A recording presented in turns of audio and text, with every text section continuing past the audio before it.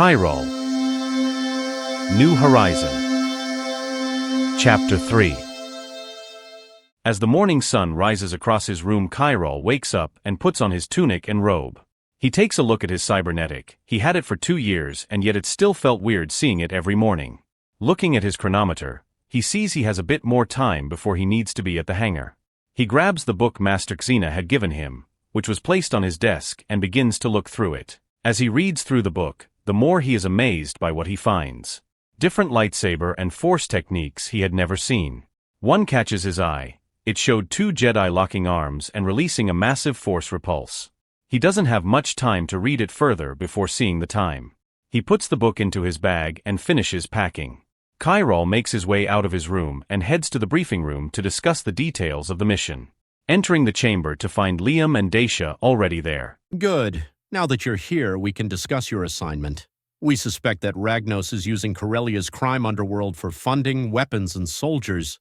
Your task is to investigate any leads, but must do so discreetly as Corellia is a dangerous world. There is a Jedi Outpost outside the city. You will go there to receive any information that they have. Good luck, young ones, and may the Force be with you. The 3 bow and are escorted to the hangar by Master Harkin. As they enter, they see the same XS Stocklight freighter they used to get to Ossus. Though this time the ship wasn't falling apart but looked brand new. It had a shiny silver color with green accents. Right beside the ship was Scout. The astromech beeps happily seeing her old friends again. This ship is yours for the duration of the mission, same with S0UT. The droid will help you with your recon. Now, good luck you 3, and may the Force be with you. The 3 bow to Master Harkin, who returns the gesture. The 4 enter the cockpit and Liam takes the pilot seat, starting up the engines, and they jump into hyperspace. Well, now we just wait, says Liam as he turns his seat around. The 4 make their way into the main room and take a seat as Scout sits next to Kyrol as he pulls out the book Master Xena gave him. You know, it feels weird being back in this ship and going on a mission together. At least this mission was given to us instead of charging into the unknown. The 3 share a laugh as Dacia pulls out her datapad. So you find anything on Just Mensa yet? No, it's like chasing a ghost. Kyrol even tried but found nothing. Well, we have Scout with us. Maybe she knows something. Scout, you have any information about Just Mincer? Great. They deleted almost all memory of her except the bare minimum. Dacia says in frustration. Got any ideas, Kyrol? Kyrol? She looks over to see Kyrol reading. What are you reading? Kyrol jumps slightly before looking at Dacia and Liam. It was a book Master Xena gave me. It belonged to her master, and she passed it down to me. Wait! This book belonged to Loporin? Yeah, the book is full of different lightsaber and force techniques I've never heard of. Like this, some kind of combined force repulse. Looks like 2 or more Jedi need to lock arms and concentrate before releasing a massive repulse.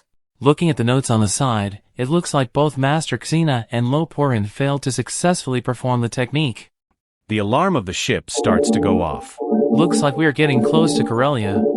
The 3 make their way back to the cockpit as Liam pulls them out of hyperspace. Liam steers the ship through the atmosphere. As they approach the city, Kyrol looks at Dacia, who looks visibly nervous. You okay? Yeah, I'm fine. If this was anyone else, he may have asked again, but he remembered the last time he asked her that question, and it did not end well for either of them. Liam points to a tall building made of stone and the Jedi logo carved into it. Guess that's the outpost. The ship lands on the landing pad as the 4 exit the vessel. Standing on the landing pad were 2 Jedi, a Keldor and a female Zabrak. Greeting, young ones. I am Jedi Master Sylvie, and this is Jedi Master Dryla. The Jedi Council informed us of your arrival, and we've already set up accommodations if necessary, says the Zabrak. Thanks, but first I'd like any information you have on the city and Ragnos itself. Very well then. Follow Master Dryla. He will take you to our archives and the briefing room. Liam bows and follows the Keldor. As for you 2, let me show you around the outpost. I didn't even know there was an outpost on Corellia. The Jedi have many outposts throughout the galaxy. Keeps us close to the people. Dacia looks at the elegant architecture. Its beauty was a true marvel to witness. I see this place hasn't changed. Kyrol turns in surprise. Wait, you've been here before? Yes, Young Kuvi trained here for 2 years before Master Jot was sent back to Tython. The council agreed to have Daisha come with him. Daisha lowers her head, as though she was trying to hide from embarrassment. Master Sylvie shows the two all around the outpost from the meditation chambers to the archives. And here is one of our training rooms. It appears that a class is currently in session. They take a moment to watch the class practicing a basic exercise with wooden staffs. The class was moving slowly and methodically, as if it was a simple dance. As they continue to observe, another Jedi comes up and whispers something to Master Sylvie. My apologies. There is something I need to tend to. Just stay here until I come back. The two nod as Master Sylvie runs off. Kyrol and Daisha look at the class full of younglings. The two reminisce back to their time in those classes and studying the basics of the Force, realizing how much has changed between then and now. The Jedi instructor turns around to see the two Padawans. He smiles and makes a small gesture with his hand, telling them to come. As the two approach, the instructor speaks. Class, we have 2 esteemed visitors here today. The class of younglings' eyes grew wide in amazement. Even at this outpost they all had heard the story of Kyrol Novak, Daisha Kuvi, and Liam Rylin and how they helped take down the Shadow Cult. These 2 are examples of what it truly means to be Jedi.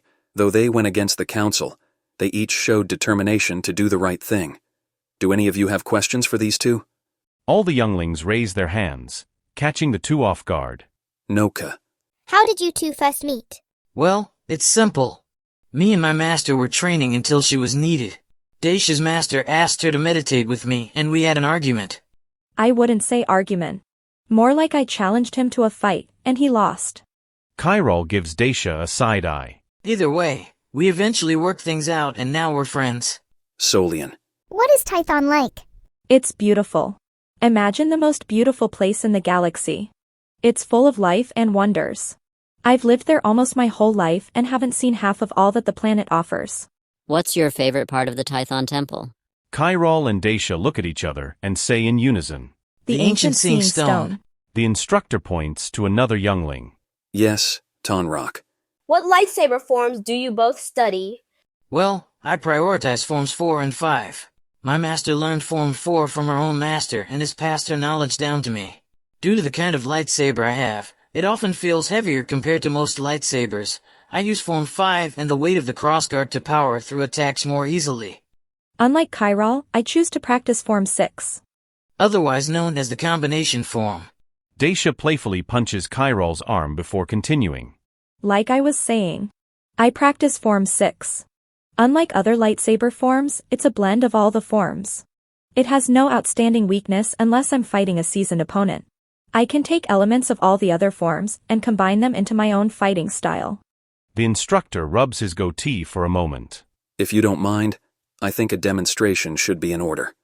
A simple sparring match so the class can see these forms in practice. The two look at each other. Let's see if you can beat me this time, Kyrol. She says as she unhooks her lightsaber. Kyrol laughs as he does the same. The two ignite their weapons and assume their respective battle stances. Daisha is the first to attack with a quick swing to Kyrol's side which he blocks. Their speed slowly begins to increase with each attack. A show of emerald and sapphire illuminate the room. Kyrol uses the butt of his lightsaber to hit Daisha in the chest before making a powerful swing that Daisha blocks, engaging the two into a bind. At that moment, Daisha detaches her second blade and starts pressing the advantage with fast and swift attacks. Kyrol is pushed on the defensive, and in one motion, she sweeps Kyrol's legs and knocks him to the ground, placing her lightsaber to his chest. Well done, both of you. I wish you could stay longer, but I think your friend is ready for you. As he points to Liam standing at the door along with Master Sylvie. As Daisha helps Kyrol up, he gets that same feeling again. But what was it? Was it fatigue? No, it couldn't have been. What was it? He keeps thinking to himself. The two bow in respect and make their way to them. Truly an impressive display, young ones. I see Kyrol still needs to work on his dueling skills. Oh, shut up, you nerf herder. Sorry, couldn't help myself. Well, I got the information. There is an old building inside the city we can use as a hideout. Master Sylvie escorts the Jedi to their respective rooms. As Kyrol enters, he notices how different it is compared to his quarters on Tython. The room was made of solid stone walls that had started to weather, with a small thin rectangular window. Placing his cloak and lightsaber on the desk, he takes a shower. That feeling in the back of his head was still there, and it was starting to bother him. He must have been tired. It was the only explanation. He sits on the bed and grabs the book Master Xena gave him, placing his non-cybernetic hand on it, feeling the cold leather. I hope you're safe, Master. He puts the book on the desk and begins to sleep as the day draws to a close.